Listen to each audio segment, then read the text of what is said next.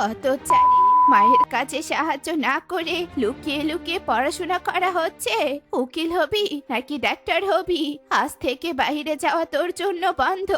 যেই পাখি এই চিঠি সঠিকভাবে পড়তে পারবে রাজা মশাই তাকে পুরস্কৃত করবেন। শুনুন শুনুন শুনুন। মহারাজা, মন্ত্রী যেহেতু অসুস্থ, তাহলে আপনি নিজেই তো চিঠিটা পড়তে পারেন। এত অর্থ একটা চিঠির পেছনে খরচ করার কি মানে? কিন্তু বনের কেউই ঠিকভাবে সেই চিঠি পড়তে পারছিল না। এতে রাজা আরো রেগে যায়। পাশের বন থেকে যে যুদ্ধের আহ্বান করা হয়েছে, তারা এই বন দখল করতে চায়। মধুপুর বনে বাস করত গরিব মিনু। তার ছিল এক মেয়ে ও এক ছেলে। মিনু অন্যের বাড়িতে কাজ করে তিনজনের সংসার চালাতো। একদিন, মা, ও মা, আমিও দাদার সাথে স্কুলে যাব। আমারও যে খুব ইচ্ছে করে পড়াশোনা করতে। যা বলেছিস বলেছিস। তুই মেয়ে, তুই পড়াশোনা করে কি করবি? পড়াশোনার ভূত মাথা থেকে বের করে যা নদী থেকে পানি নিয়ে আয়। বাবা রাজু, যা বাবা, সাবধানে স্কুলে যা। মন দিয়ে পড়াশোনা করবি কিন্তু। ও মা, আমি স্কুলে যাই না মা। আমিও দাদার মতো পড়াশোনা করতে চাই। আমার যে পড়তে খুব ভালো লাগে। মা, আমার স্কুলে যেতে ইচ্ছে করে না। আমার যে সারাদিন খেলাধুলা করতেই ভালো লাগে। এরপর মিনু জোর করে রাজুকে স্কুলে পাঠায়। কিন্তু টুনি নিচে স্কুলে যেতে চাইলে শুধু মেয়ে বলেই মিনু টুনিকে স্কুলে যেতে দেয় না, আর টুনিকে দিয়ে কাজ করিয়ে নেয়। শোন টুনি, একদম আমার মুখের ওপর কথা বলবি না। তুই মেয়ে, তোকে কিছুদিন পর বিয়ে দিয়ে দিব। মনোযোগ দিয়ে মায়ের সাথে কাজ শিখে রাখ, শ্বশুর বাড়িতে কাজে দিবে। এরপর মিনু টুনিকে বিভিন্ন কাজ করাতে থাকে, আর টুনি মন খারাপ করে তার মায়ের কথায় সায় দিয়ে কাজ করতে থাকে। অন্যদিকে, আজ আমি স্কুলে যাব না, এখানেই লুকিয়ে খেলা করব। পড়াশোনা যে আমার একদম ভালো লাগে না। মায়ের কাছে ধরা পড়লে চলবে না, তাহলে যে মা অনেক মারবে। এভাবেই রাজু স্কুলে ফাঁকি দিয়ে বনের এক জায়গায় খেলতে থাকে, আর মিনু ভাবে রোজ রাজু স্কুলে গিয়ে পড়াশোনা করে। অন্যদিকে টুনি মায়ের চোখ ফাঁকি দিয়ে প্রতিদিন অন্য বনে সুখী পায়রার কাছে পড়তে যায়।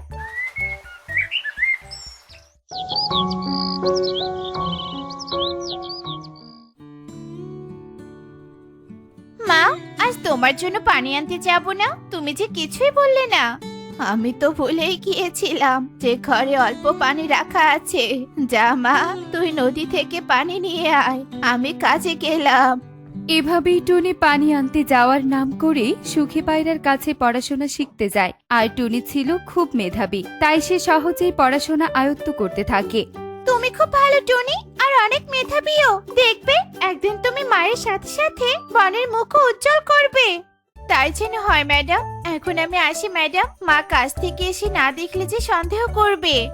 এরপর টুনি নদী থেকে পানি নিয়ে বাড়িতে চলে যায়, আর এভাবেই লুকিয়ে নিজের পড়াশোনা চালাতে থাকে টুনি। অন্যদিকে রাজু রোজ রোজ স্কুল ফাঁকি দিয়ে খেলা করত। একদিন রাতের বেলা, এই দাদা, এই কবিতাটা একটু আমাকে শেখাবি? মা তো আমাকে স্কুলে যেতে দেয় না, তোর কাছে একটু শিখতাম। আমি তোকে কিছু শেখাতে পারবো না। এই রে, আমি নিজেই তো পারি না, আমি যে স্কুলে যাই না। না, এ কথা বুঝতে দেয়া চলবে না। মা, ও মা, কোথায় গেলে? দেখো, টুনি আমার পড়াশোনায় বিরক্ত করছে। এভাবেই রাজু নিজের দোষ ঢাকতে মিনুর কাছে টুনির নামে নালিশ করে, আর মিনু টুনির সাথে অনেক খারাপ ব্যবহার করে, আর টুনি মন খারাপ করে সেখান থেকে চলে যায়। মা কেন আমার সাথে এমন করে? আমাকে কেন পড়াশোনা করতে দেয় না? আমি মেয়ে বলে কি আমার পড়াশোনা করার অধিকার নেই? এভাবেই কেটে যায় বেশ কিছুদিন। একদিন টুনি সুখী পায়রার কাছ থেকে পড়া শেষ করে বনের রাস্তা দিয়ে আসতে থাকে, আর টুনি দেখতে পায় রাজু স্কুলে না গিয়ে বনে খেলা করছে। এরপর টুনি রাজুর কাছে যায়। কি রে রাজু দাদা, তুই স্কুলে না গিয়ে এখানে বসে খেলা করছিস? তার মানে তুই কি কখনো স্কুলে যাসনি? হঠাৎ রাজু টুনিকে দেখে ভূত দেখার মতো চমকে যায়, আর আমতা আমতা করতে থাকে। টুনি, তুই এখানে? না মানে মানে আমার যে পড়াশোনা করতে একদম ইচ্ছে করে না। তুই মাকে কিচ্ছু বলিস না টুনি, তাহলে যে মা আমাকে খুব বকবে আর মারবে। এসব তুই কি বলছিস দাদা? মা যে অনেক আশা নিয়ে তোকে স্কুলে পাঠায়, আর তুই কি না স্কুলে না গিয়ে এখানে এসে খেলায় মেতে থাকিস? আমি মাকে অনেকবার বলেছি, কিন্তু মাঝে আমার কোনো কথাই শুনতে চায় না। আমার যে স্কুলে যেতে একদম ভালো লাগে না। আমি এক্ষুনি গিয়ে মাকে সব কথা খুলে বলবো, তারপর বুঝবি মজা। টনির এমন কথা শুনে রাজু অনেক ভয় পেয়ে যায়, আর মায়ের খাওয়ার ভয়ে রাজু স্কুলে যেতে রাজি হয়। মাকে কিচ্ছু বলিস না টুনি, আমি কাল থেকে স্কুলে যাব, কথা দিচ্ছি তোকে, তুই মাকে কিচ্ছু বলিস না। এরপর টনি আর রাজু দুজনে বাড়ি চলে যায়।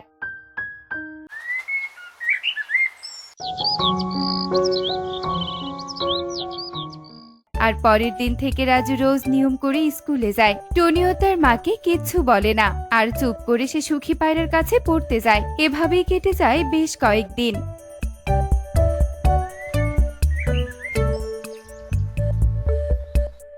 আজ যে সুখী ম্যাডাম অনেক পড়া দিয়েছে, কিন্তু আমি বাড়ি গেলে তো মা আমাকে পড়তে দিবে না। তার চেয়ে ভালো আমি এখানে বসে পড়তে থাকি।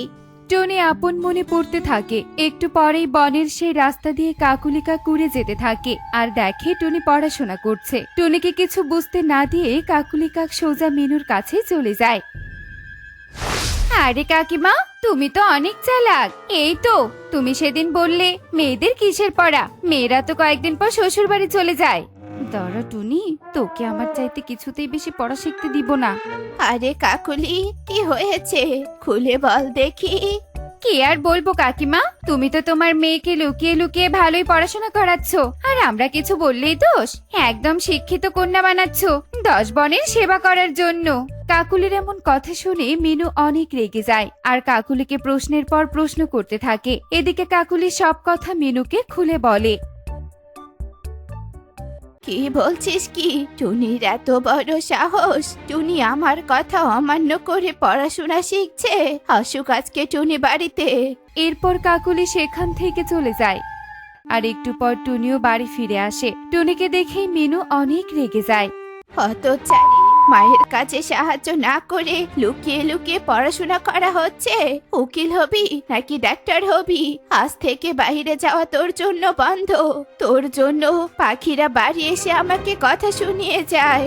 এই রে, মা এসব জানলো কিভাবে? আজ যে আর রক্ষী নেই। তাহলে কি বনে কেউ দেখে মাকে নালিশ করেছে? আসলে মা, হয়েছে কি? কিচ্ছু হয়নি। আজকের পর এই বাড়ি থেকে একদম কোথাও যাবি না তুই, এই বলে দিলাম। এরপর মিনুর আগে টুনিকে অনেক কথা শোনায়। টুনি দৌড়ে ঘরে চলে যায় আর অনেক কান্না করতে থাকে। মাঝি বলেছি বাড়ি থেকে বাইরে না যেতে, তাহলে এখন আমি পড়াশোনা করব কিভাবে? এভাবেই টুনি ঘরে বসে কান্না করতে থাকে। আর এভাবেই কেটে যায় বেশ কিছুদিন। একদিন শুনুন শুনুন শুনুন, বনবাসীর জন্য সুখবর সুখবর। মধুপুর বনের রাজা ঈগলের নিকট পাশের রাজ্য থেকে একটি চিঠি এসেছে। যেই পাখি এই চিঠি সঠিকভাবে পড়তে পারবে, রাজা মশাই তাকে পুরস্কৃত করবেন। শুনুন শুনুন শুনুন। রাজার পেয়াদা কবুতর এভাবেই সারা বনে ঠেরা পেটাতে থাকে। মধুপুর বনের রাজা ঈগলের নিকট একটি চিঠি আসে, কিন্তু রাজা নিজেই সেই চিঠি পড়তে রাজি নন। তাই তিনি বনে ঠেরা পেটান। মহারাজা, মন্ত্রী যেহেতু অসুস্থ, তাহলে আপনি নিজেই তো চিঠিটা পড়তে পারেন। এত অর্থ একটা চিঠির পেছনে খরচ করার কি মানে? খামোশ রানী, আমি হলাম এই মধুপুর বনের রাজা। তুমি কিনা আমাকে সামান্য চিঠি পড়তে বলছো? আর আমার ধন দৌলত কি কম পড়েছে নাকি রানী? এভাবেই রাজা ঈগল রানী ইগলিকে ধমক দিয়ে পাঠিয়ে দেন। আর রাজার পুরস্কারের কথা শুনে অনেকেই রাজ দরবারে এসে হাজির হন, কিন্তু বনের কেউই ঠিকভাবে সেই চিঠি পড়তে পারছিল না। এতে রাজা আরো রেগে যায়। এই বনে কি একটা পাখিও নেই যে কিনা আমার এই চিঠি শুদ্ধভাবে পড়তে পারবে? মহারাজা, আপনি চাইলে আমি এই চিঠি শুদ্ধভাবে আপনাকে পড়ে শোনাতে পারবো।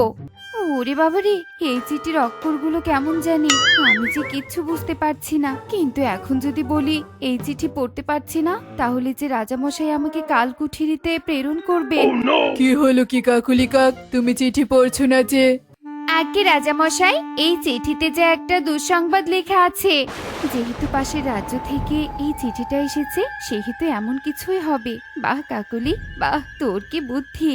রাজামশাই, পাশের বন থেকে যে যুদ্ধের আহ্বান করা হয়েছে, তারা এই বন দখল করতে চায়।